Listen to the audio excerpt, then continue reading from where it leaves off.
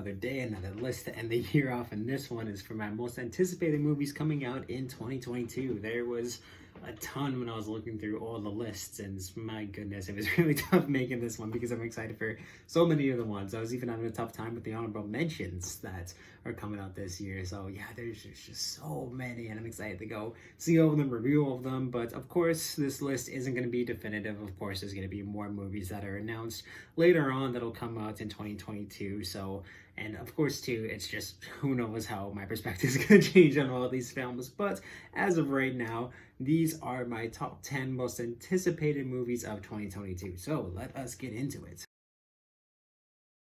So first on the list, number 10 is Creed 3. I love the first two films, and just going through Adonis's journey has been pretty amazing to see. And I thought the second one was a step up in just terms of how they directed everything, and the fights were bigger. Just really, really well done. And yeah, I'm excited to see how they're able to continue one Rocky story to Adonis's story, and of course too, Michael B. Jordan is going to be directing this film. So that's me a little worried that they might just be way too focused on Adonis and just making him bigger than life, and it might not be as personal as the last two films were. But I love the first two, and I'm really excited to see the direction they go down. I'm certain it's going to be a tearjerker if they do what I think we all expect what's coming with Rocky's character to happen. But I'm just very excited for it. I can't wait to see what the fight is. I can't wait to see, like I say, who the opponents are and the fights that Adonis is going to have with himself in this film. So yes, can't wait for it.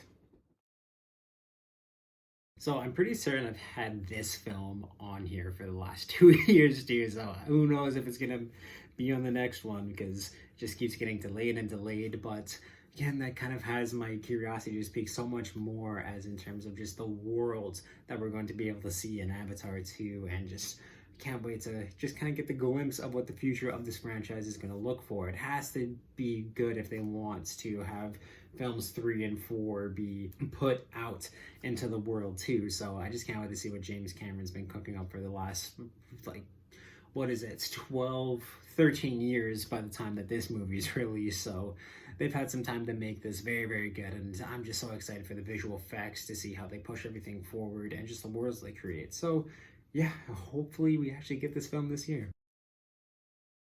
So this one I was a little nervous about too, and just kind of following suit from Avatar 2. I don't know what to expect with Wakanda Forever, and it just kind of gets me all the more excited for it to see how they're going to make this film with the loss of Chadwick Boseman, and just how they're going to build up Wakanda, how they're going to use Black Panther, and how this is going to change the rest of the MCU. Like, I just really am excited to see how they're going to make this movie, how they're going to respect the legacy of Chadwick Boseman and of course T'Challa. And yeah, it just gets me all intrigued. I truly have no idea what's coming, and that's part of the reason why I'm so excited for it. But just to see Wakanda in its full glory, which this film is going to do, and especially coming from the mini-series and everything that this is going to get on Disney Plus, just super pumped for it to see Wakanda Forever. So the test footage that they showed earlier this year, the minute trailer that we got, looked amazing, and I've just heard that it's going to have a high kill count, and just seeing Dwayne The Rock Johnson look so perfect in the role, I'm very, very excited to hear the voice and just see more Black Adam on screen. And plus too, just having the Justice Society with Pierce Brosnan playing Dr. Fate, all these amazing characters coming on the screen, from Adam Smasher as well. I can't wait to see how they shape this movie and how much of a villain they're going to be able to make Black Adam. They said that it's just going to be absolutely destructive and full scale, and I'm certain that this is going to change, like Dwayne's saying, the hierarchy of power in the DC universe. So I can't wait to just see him unleashed and set up a sequel where we're going to have Shazam and Black Adam fights and just build up that universe. I'm certain it's going to be absolutely wild and out of this world, and I cannot wait for it. So all three John Wick films, as I'm certain some of you know, just get me so happy because I love the stunt coordination that they have, and it's some of the best fights that Hollywood has ever been able to produce. There's just so great, kind of like the gung fu that they've created, and it just keeps getting better and better and better with each movie. And having the talents of people like Donnie Yen come into this film is just gonna push those fights and the action and just the stunt coordination so much more. And I can't wait to see all of just what they've been able to do with this film over the past few years, where the story does have me it's going to be so big scale of basically like a huge skirmish, I'm certain, but just being able to see the world of John Wick expand even more and just have, like I said, all this talent come into this film is, it should be just a glorious, bloody, awesome good time.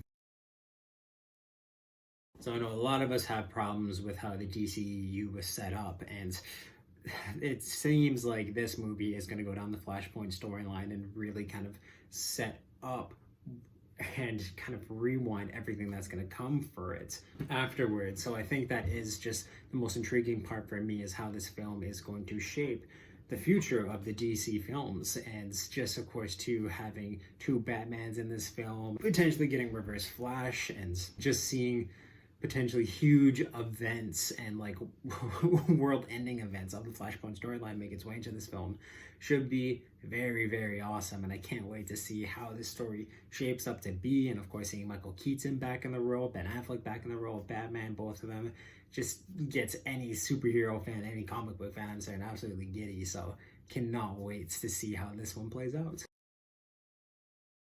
So when it comes to the Thor films, I wasn't a huge fan of them until Ragnarok, and what Taika Waititi was able to do with that film I thought was absolutely stellar and fantastic and just great for Thor's character, and I can't wait to see how they advance that in Thor Love and Thunder. And of course too, just having Gorr the God Butcher played by Christian Bale, I'm so excited to see his performance. And of course too, Lady Thor being played by Natalie Portman should be a really great arc, because I loved her arc in the comics, and that's one of the reasons why I'm so excited for this film, to see how they're able to adapt that really great story of hers into live action. And it's just, of course, too, having a star power like Natalie Portman come to this role should be awesome.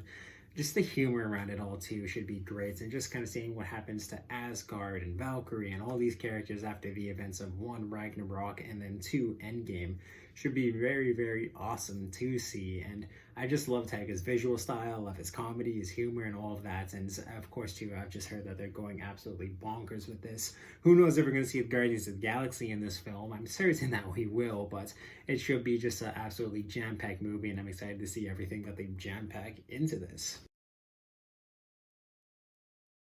I am very excited to see if Multiverse of Madness or Spider-Man No Way Home is a bigger event for the MCU. And just at this point, of course, we don't have a trailer for it, and we don't really know what route this movie is going to go down. But I'm so excited to see how Doctor Strange is going to be able to tackle the problem of the multiverse. And who knows if he's going to embrace it and just try and control everything, or if he's going to end it, have a nightmare come into it. Should be great how this is all going to tie back to the WandaVision TV series. And I'm excited too to just see how they're going to build up Wanda's character, if they're going to still kind of play her as the tragic hero, or if they're going to go more of the tragic villain storyline. There's so many possibilities in this, because of course it's multiverse, and having Sam Raimi's horror talents make its way into this film should be absolutely great. And I'm really, really excited to see what they're going to be able to do with this film. There's endless possibilities, really, and just how it's going to shape the bigger and larger MCU should be pretty fantastic. So that gets me really, really excited for Multiverse of Madness to come out in May. So yeah, earlier this month we got our first trailer for Spider-Man Across the Multiverse, Across the Spider-Verse, and man, it's still, Into the Spider-Verse is my favorite Spider-Man movie of all time. I thought it was just absolutely brilliant and so well done. A great story for Miles, a great story for Peter, Gwen, and just having all these smaller iterations of Spider-Man hit the big screen was so much fun and cool to watch, and one of the most unique art styles I've ever seen. And all of that just looks like it's absolutely elevated, from soundtrack to art style to all the worlds that they're going to be bouncing around. This has the potential to be such an amazing film, and like I said, they're definitely taking their time with the art style, and it was so beautiful from the one trailer that we got earlier this month. And man, I just can't wait to see Miles' story progress and have him become kind of just the bigger Spider-Man that everyone's kind of come to grow and love in the past few years because of Into the Spider-Verse. So it's just an embrace of just all the Spider-Man culture, and I can't wait to see just again how they built up this multiversal of Spider-Man, and just again have everything come in its full glory. And I really don't know what to expect with this film in terms of story, but I'm so excited regardless of what it's going to be about. So when it comes to honorable mentions, I have 3 this year, and there's so many that I could have chosen from, but I think just in terms of just these films being unique, or well, one of them is Mission Impossible 7, where I just absolutely love Fallout. I thought it was the best one that they've done. I love the twists and turns in that film, and it was so well done, so they have that one there. And then these two just seem like very different and more like art style films, which I'm very excited to watch. And one of them is The Northman, which is more of a Norse Viking tale, which I'm very, very excited to see on the big screen. And I think it has a lot of potential to kind of almost have like a gladiator type level and story and hype all around it, and I'm very, very excited to see that. And there's also The Black Phone, which looks like a very interesting, almost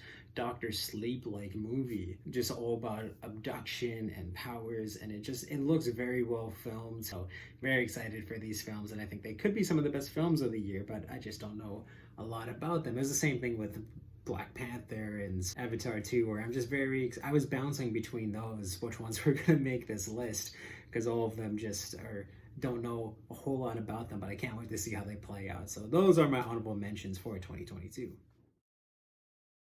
Every time I just see and hear more about this movie, I'm trying my best not to hear and see anything more of it, because I want to go in with kind of the least knowledge possible. I just get more and more blown away every single time, because it looks just like the most perfect adaptation of Batman that I've ever seen. Robert Pattinson looks like he's just from some of the scenes in the trailers that I've seen, he's already like my favorite Batman. It looks so good. It's just Catwoman, Riddler looking as terrifying as he is, and I've heard people just say that they actually physically were scared watching the test screenings of this film. It should be absolutely amazing. I've heard it's almost like a 3-hour long film too, so for them to just kind of have a really flawed Batman make their way and just show again just how Batman truly had to shape himself into the hero that we all know and love should be pretty damn amazing. It just looks so dark and gritty and true to everything that I love about Batman, his story, and just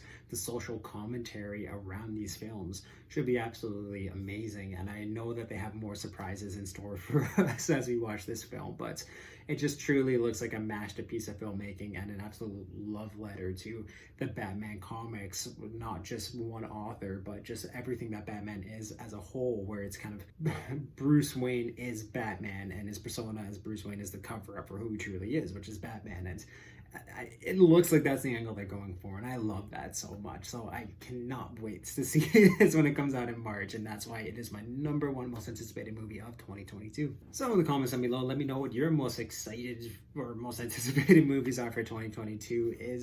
Yeah, just I can't wait for all of these films to come out. So this was a really tough list to make this year, because man, there's just a lot of potential for these films. But yeah, of course, if you like this list, give it a thumbs up, and you can check out all of the other lists and everything I do on this channel through my playlist down below, and I'll link them up top here. Subscribe to and little ring on if you want to know when I upload new videos.